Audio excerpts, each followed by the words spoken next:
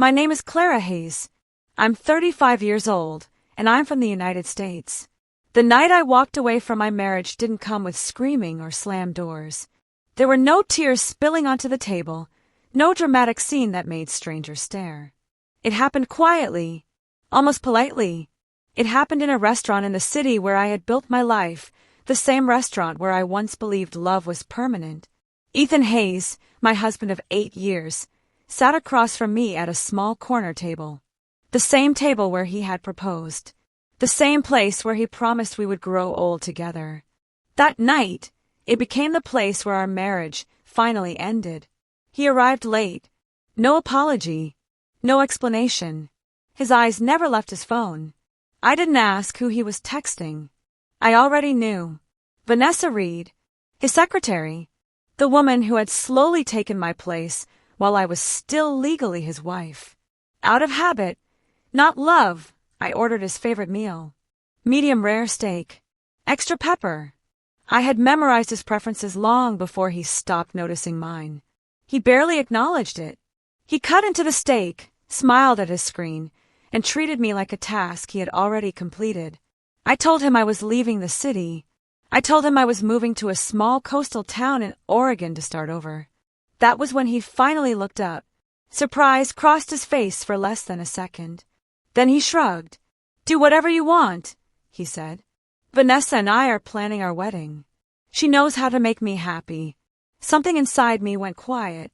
I wasn't angry. I wasn't heartbroken. I was finished. That dinner wasn't about closure. It was about release, about cutting the last invisible thread tying me to a man who had already erased me from his future. When we stood, Ethan paid the bill and walked out without looking back. No goodbye. No thank you. No regret. I stayed seated, staring at a plate I couldn't finish, finally understanding the truth. I wasn't losing a husband. I was gaining my freedom. People think marriages end because of one dramatic betrayal, one scandal, one other woman. But my marriage didn't collapse in a single moment. It eroded quietly, day after day, until there was nothing left to save. In the beginning, Ethan and I were a team. We were young, ambitious, building everything together. I believed in him when no one else did. I supported his career, managed our home, and put my own dreams on hold because I believed that was what love required. As his career grew, something changed. Ethan became the center of his own world. His work mattered. His stress mattered. His time mattered. Mine became flexible, optional, invisible. Conversations turned into instructions. Affection turned into silence. I stopped being a partner and became logistics. Someone who handled details, not someone whose voice carried weight. When I talked about my goals, he barely listened. When I was exhausted, he told me I had it easy. From the outside, our life looked perfect, polished, successful, stable. But inside, I was living with emotional neglect that slowly drained the life out of me. Ethan never insulted me directly. He did something worse. He dismissed me. He made me feel unnecessary, replaceable. By the time Vanessa appeared, the marriage was already dying. She didn't destroy something strong. She stepped into a space that had been empty for a long time. And deep down, I knew it.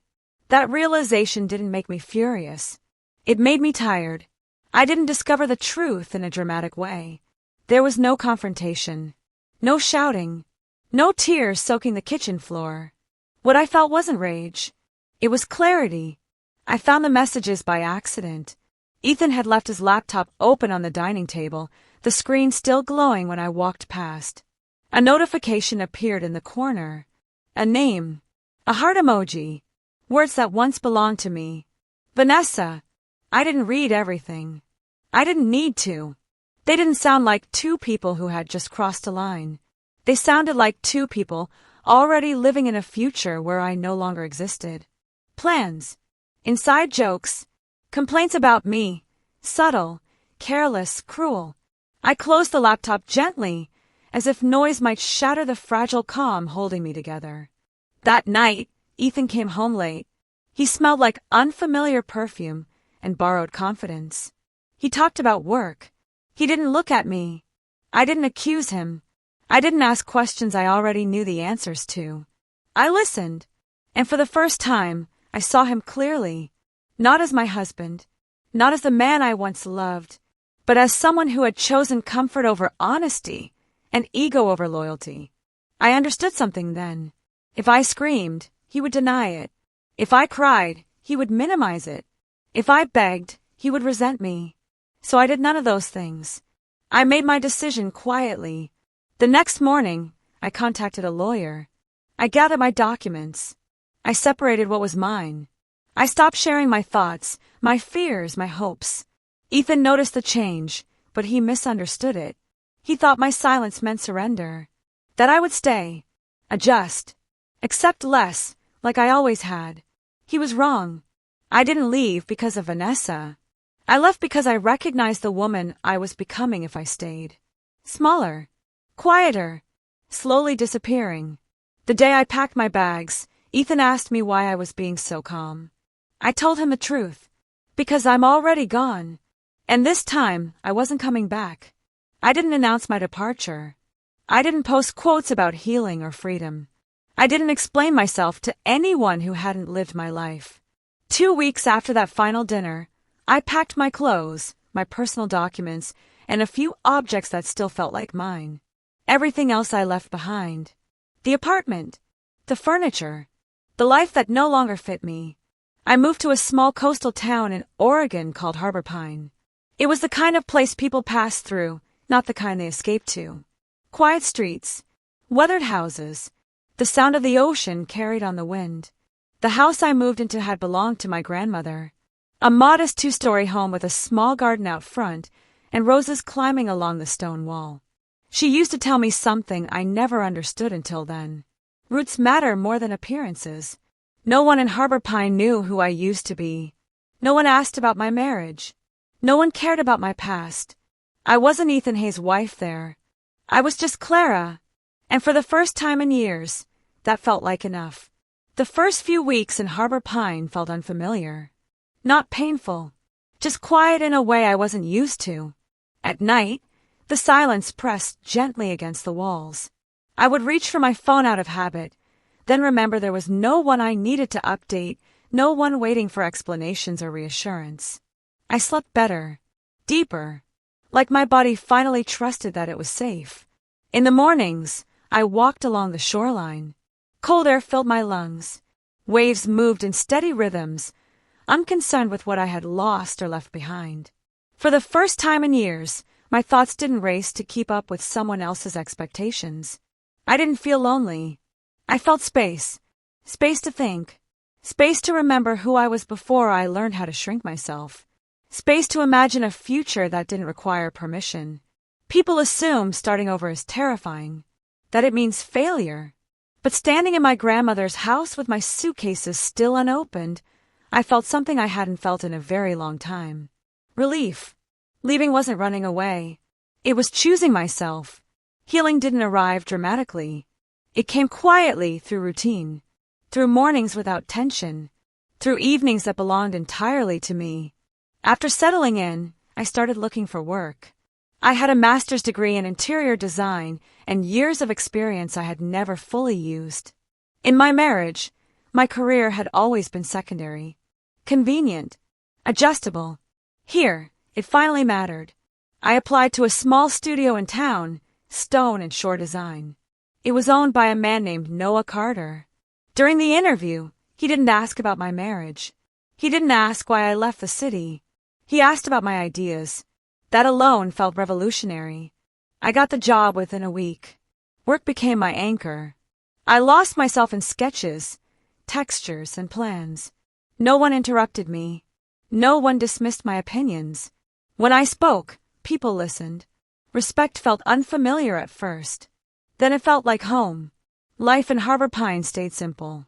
And I learned that simple didn't mean small. I cooked for myself, worked in the garden, read books I had bought years ago but never had time to open. My phone stayed quiet, and for once, that silence felt peaceful, not empty. I didn't talk about Ethan. I didn't replay old conversations in my head. I stopped wondering what I could have done differently. Healing wasn't about forgetting. It was about no longer living inside the past. Little by little, I felt stronger, more present, more real. The woman who once measured her worth by how useful she was to someone else no longer existed. In her place stood someone quieter, steadier, and far more certain. I wasn't rebuilding to prove anything. I was rebuilding because my life finally belonged to me. The news of Ethan's wedding reached me the same way most things from my old life did now, distant and muted. My friend Mila told me. "Next Saturday," she said carefully. "It's a big wedding." I waited for the feeling everyone expects in moments like that.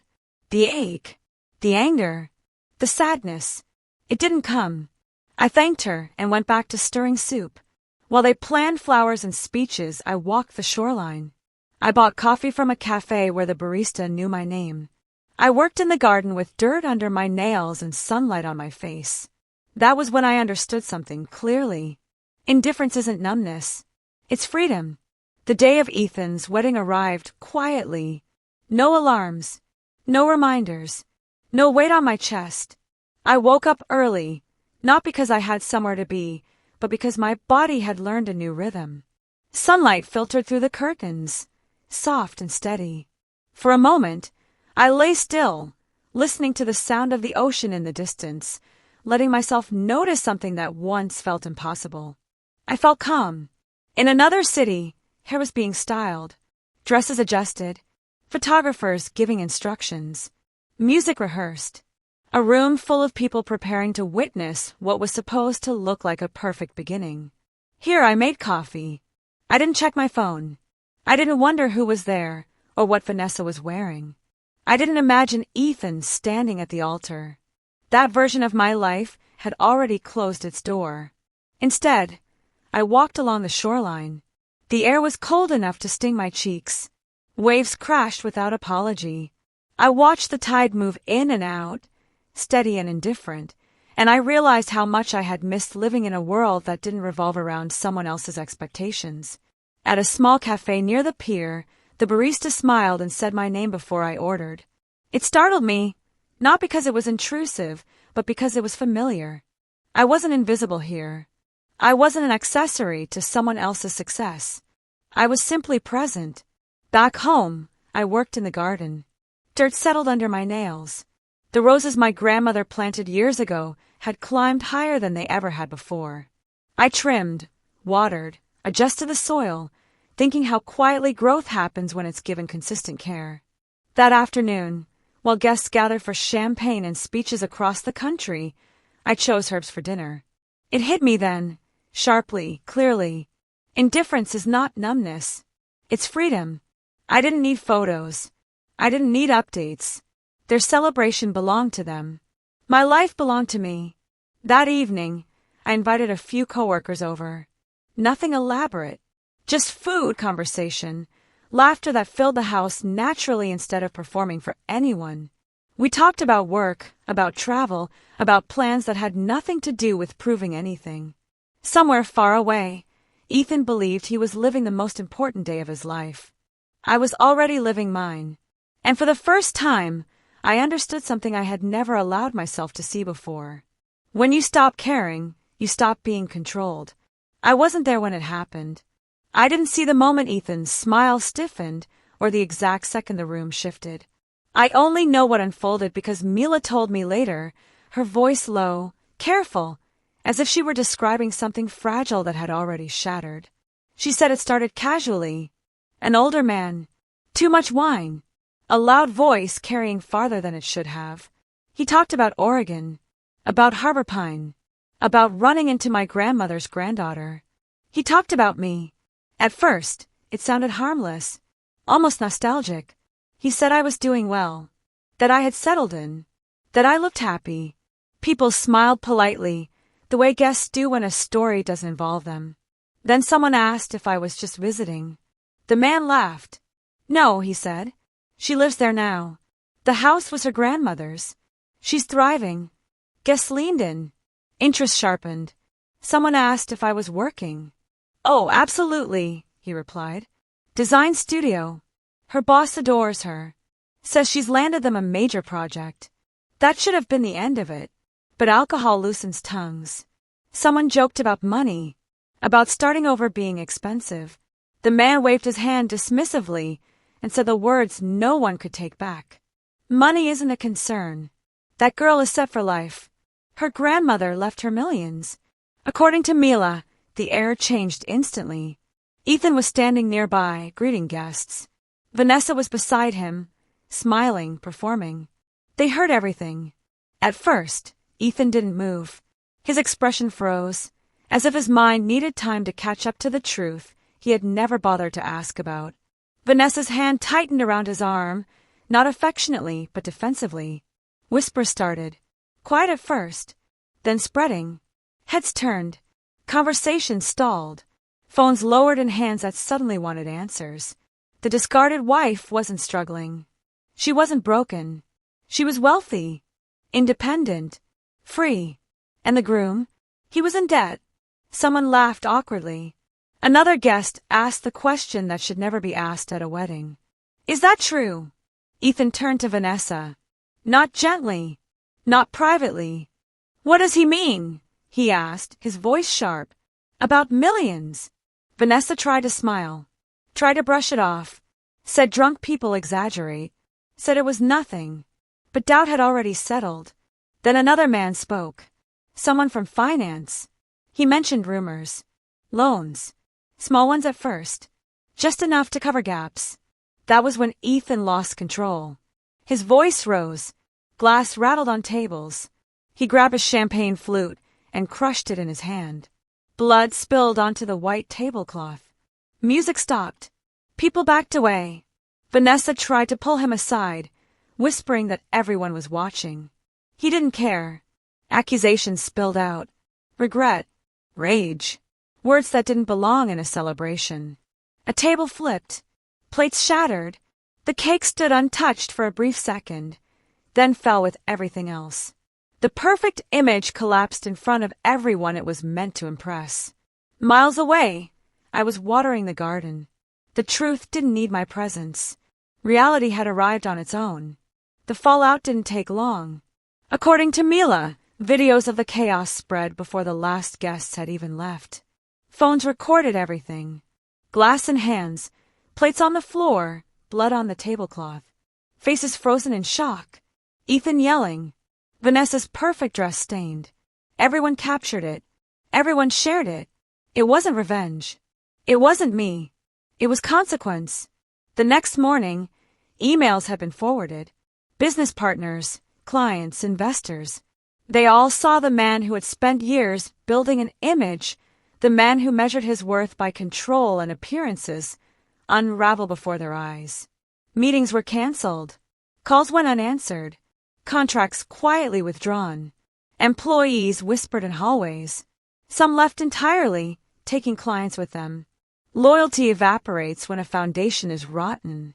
Mila said Vanessa vanished from the public eye. The pregnancy she had spoken about proudly, suddenly hushed. Rumors replaced admiration. Doors that were once open now stayed firmly closed. Ethan tried to salvage what he could. Dinners with potential clients. Apologies he hoped would fix everything. Promises he could no longer keep. But trust doesn't return on demand.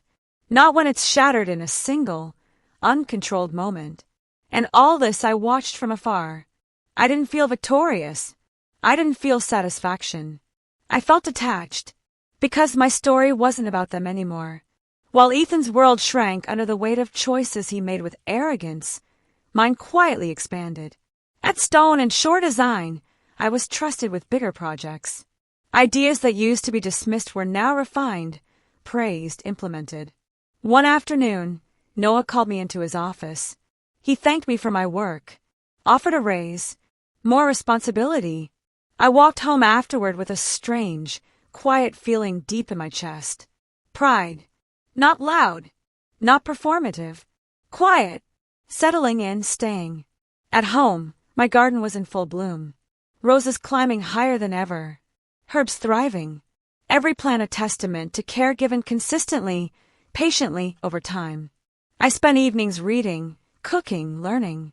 Signed up for classes I had postponed for years. Traveled alone. For the first time, I needed no permission. I realized something profound. I hadn't escaped a bad marriage.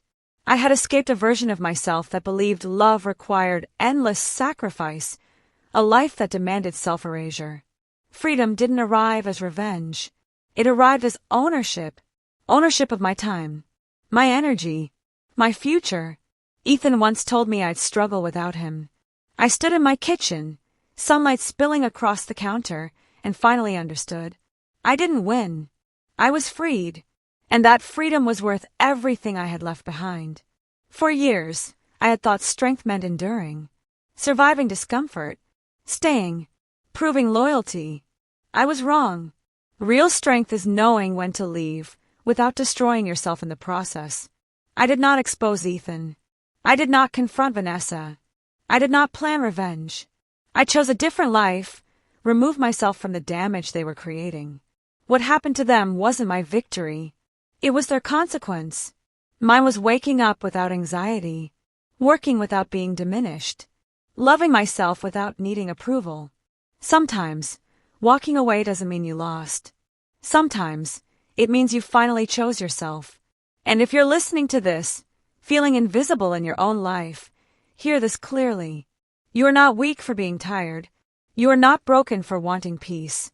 And you do not need to stay where you are no longer valued. Sometimes, the most powerful response is silence. Sometimes, the greatest revenge is a life well lived.